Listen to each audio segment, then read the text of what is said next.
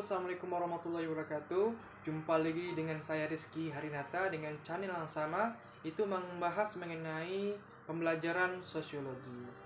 Pada pertemuan sebelumnya, kita telah membahas mengenai sebab munculnya sosiologi, pengertian sosiologi, serta objek kajian sosiologi. Nah, pada bagian kedua ini, kita akan membahas mengenai ciri-ciri dari sosiologi, serta sifat dan hakikat dari sosiologi itu sendiri. Sebelum kita masuk pada materi, perlu kita pahami bahwa sosiologi itu merupakan ilmu yang telah berdiri sendiri, karena dia telah memenuhi unsur-unsur dari pengetahuan.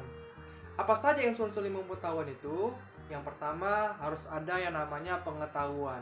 Pengetahuan ini adalah informasi yang didapatkan seseorang, baik itu berupa fakta, konsep, dan lain sebagainya.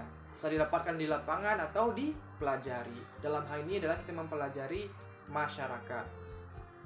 Yang kedua, dia harus sistematis. Sistematis berarti ada tahapan-tahapan tertentu dalam memahami gejala sosial yang ada dalam masyarakat. Yang ketiga, ada hasil dari pemikiran. Hasil pemikiran di sini bisa jadi adalah sosiolog yang memikirkan bagaimana memecahkan permasalahan yang ada di dalam masyarakat. Yang keempat itu dapat dikontrol.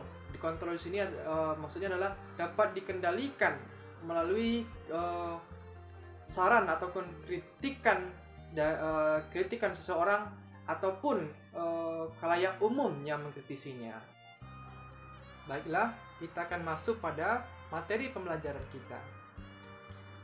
Sosiologi sebagai ilmu pengetahuan memiliki ciri-ciri. Adapun ciri-cirinya, yang pertama yaitu empiris. Artinya, sosiologi dalam mengkaji ilmu pengetahuan tersebut berdasarkan observasi yang didapatkan di lapangan. Dia menggunakan akal sehatnya, serta hasil yang didapatkan di lapangan tidak boleh bersifat spekulatif atau menduga-duga. Contohnya seperti ini. Ada seorang peneliti melakukan pengamatan. Berarti kalau ada pengamatan berarti ada observasi. Dan dia menemukan bahwa penyebab kemacetan yang terjadi di Jakarta, salah satu sebabnya disebabkan oleh kebiasaan masyarakat yang menggunakan kendaraan pribadi. Nah, jadi seorang peneliti tadi melakukan pengamatan, berarti dia telah melakukan observasi di lapangan. Yang kedua, dia mendapatkan fakta. Faktanya apa? Penyebab kemacetan di Jakarta salah satunya disebabkan oleh kebiasaan masyarakat menggunakan kendaraan pribadi. Jadi, dia harus melakukan penelitian awalnya, pengamatan. Tidak boleh menduga-duga dalam mengkaji gejala sosial yang ada dalam masyarakat. Ciri-ciri sosiologi yang kedua yaitu teoritis. Artinya, sosiologi sebagai ilmu pengetahuan selalu berupaya menyusun abstraksi yang didapatkan dari pengamatan. Apa itu abstraksi? Abstraksi ini adalah kumpulan kesimpulan yang logis yang bertujuan untuk menjelaskan hubungan sebab akibat sehingga menjadi sebuah teori.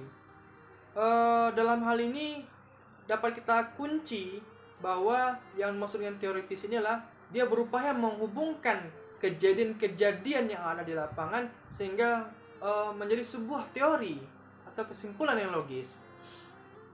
Sebagaimana contoh, seorang profesor dia melakukan penelitian pada masyarakat yang ada di sekitar laut.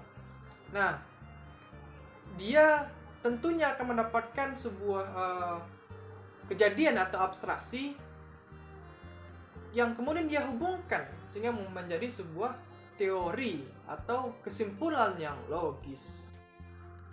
Ciri-ciri sosiologi yang ketiga yaitu kumulatif. Artinya, sosiologi sebagai ilmu pengetahuan disusun atas teori-teori yang sudah ada sebelumnya. Bisa teori-teori yang sudah diperbaiki diperluas atau teori-teori yang sudah disempurnakan. Gunanya untuk memperkuat teori-teori yang sudah ada atau sudah lama.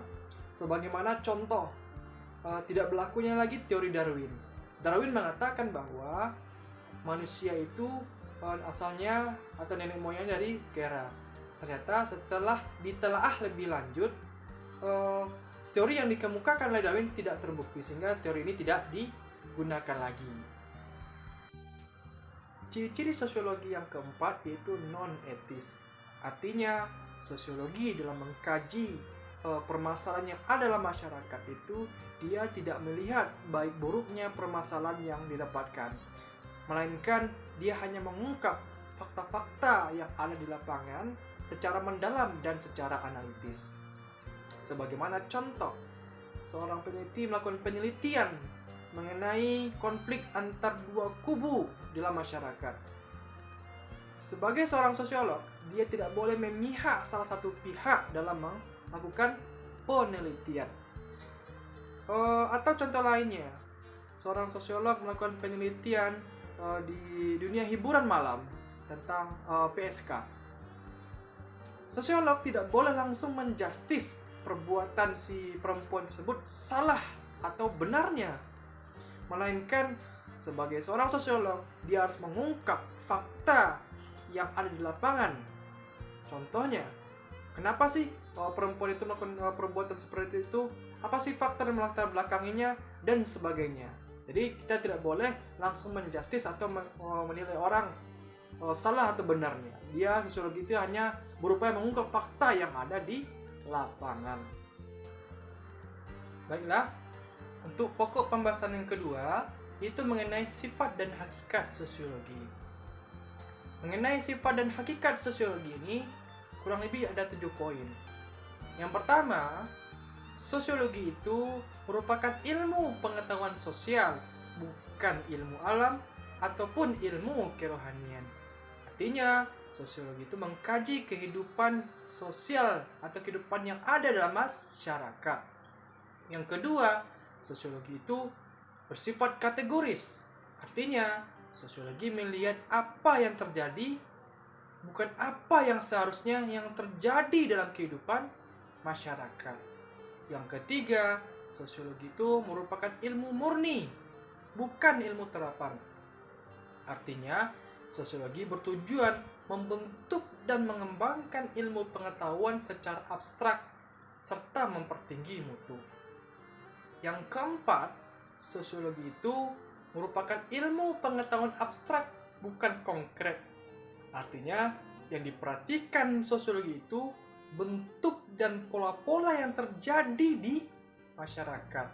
Yang kelima, sosiologi itu bertujuan mendapatkan pola-pola umum yang ada dalam masyarakat. Jadi garis besarnya yang akan dilihat. Yang keenam, sosiologi itu merupakan ilmu pengetahuan empiris rasional dan dilihat dari metode yang digunakan. Jadi yang dilihat adalah kenyataan yang ada di lapangan menggunakan akal sehat, seperti itu. Yang ketujuh, sosiologi itu merupakan ilmu pengetahuan umum, bukan khusus. Artinya, sosiologi itu mempelajari gejala yang umum dan selalu ada dalam interaksi masyarakat. Demikianlah pokok pembahasan kita kali ini, yaitu mengenai ciri-ciri dari ilmu sosiologi serta sifat dan hakikat dari sosiologi itu sendiri. Mudah-mudahan dapat dipahami dengan baik, dan saya sudah dengan wassalamualaikum warahmatullahi wabarakatuh.